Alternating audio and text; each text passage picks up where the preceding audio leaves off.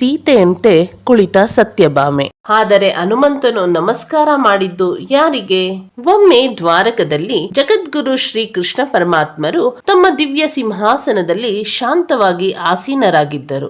ಅವರ ಬಳಿಗೆ ವೇಗದ ಗರ್ವ ಹೊಂದಿದ್ದ ಗರುಡ, ಶಕ್ತಿಯ ಗರ್ವ ಹೊಂದಿದ್ದ ಸುದರ್ಶನ ಚಕ್ರ, ಸೌಂದರ್ಯದ ಗರ್ವ ಹೊಂದಿದ್ದ ಸತ್ಯಭಾಮ, 3 ಜನರಲ್ಲೂ ಒಂದೇ ವಿಷಯ, ಗುಣಗಳ ಬಗ್ಗೆ ಗರ್ವ.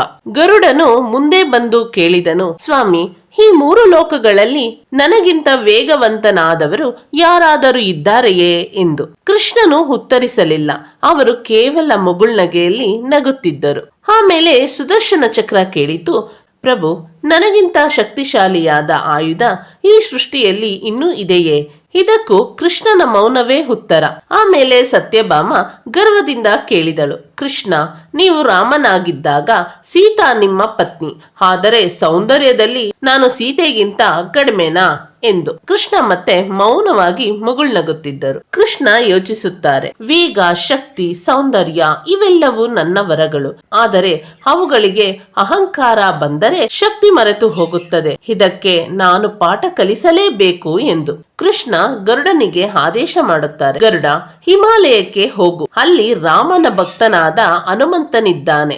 ಅವನಿಗೆ ಹೇಳು, ದ್ವಾರಕೆಯಲ್ಲಿ ರಾಮನು ನಿನ್ನನ್ನು ಕಾಯುತ್ತಾ ಇದ್ದಾನೆ ಎಂದು. ಗರುಡನು ಗರ್ವದಿಂದ ಹಾರಿ ಹೋದ. ಹಿಮಾಲಯದಲ್ಲಿ ಹನುಮಂತನು ಧ್ಯಾನದಲ್ಲಿ ಕೂತಿದ್ದನು. ರಾಮ ರಾಮ ರಾಮ. ಗರುಡ ಬಂದು ಆದೇಶಿಸಿದನು, ಹನುಮಂತ, ರಾಮನು ದ್ವಾರಕೆಯಲ್ಲಿ ನಿನ್ನನ್ನು ಕಾಯುತ್ತಾ ಇದ್ದಾನೆ, ತಕ್ಷಣ ಬಾ ಎಂದು. ಹನುಮಂತ ಶಾಂತವಾಗಿ ಕಣ್ಣು ತೆರೆದು ಹೇಳಿದನು, ರಾಮನು ಕರೆದಿದ್ದರೆ ನಾನು ಖಂಡಿತ ಬರುತ್ತೇನೆ, ನೀನು ಹೋಗು, ನಾನು ಬರುತ್ತೇನೆ ಎಂದು. ಗರುಡನು ದ್ವಾರಕಕ್ಕೆ ಹಿಂತಿರುಗಿದನು. ಆದರೆ ಹನುಮಂತನು ಈಗಾಗಲೇ ಅಲ್ಲಿದ್ದನು. ಗರುಡನ ವೇಗದ ಗರ್ವ ಆ ಕ್ಷಣದಲ್ಲೇ ಕರಗಿ ಹೋಗಿತ್ತು.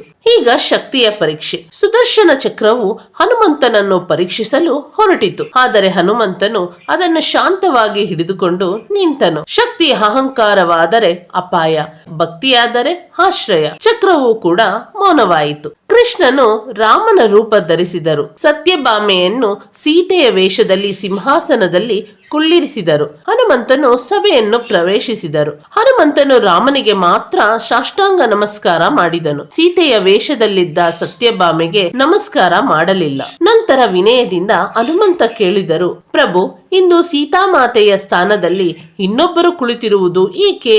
ಆಕೆ ಯಾರು ಎಂದು. ಆ ಪ್ರಶ್ನೆ ಸತ್ಯಭಾಮೆಯ ಹೃದಯವನ್ನು ತಟ್ಟಿತು. ನನ್ನ ಸೌಂದರ್ಯಕ್ಕೆಲ್ಲ ಭಕ್ತಿಯ ಮುಂದೆ ಮೌಲ್ಯವಿಲ್ಲ ಎಂದು. ಸತ್ಯಭಾಮೆಯ ಅಹಂಕಾರವು ಕೂಡ ಕರಗಿತು.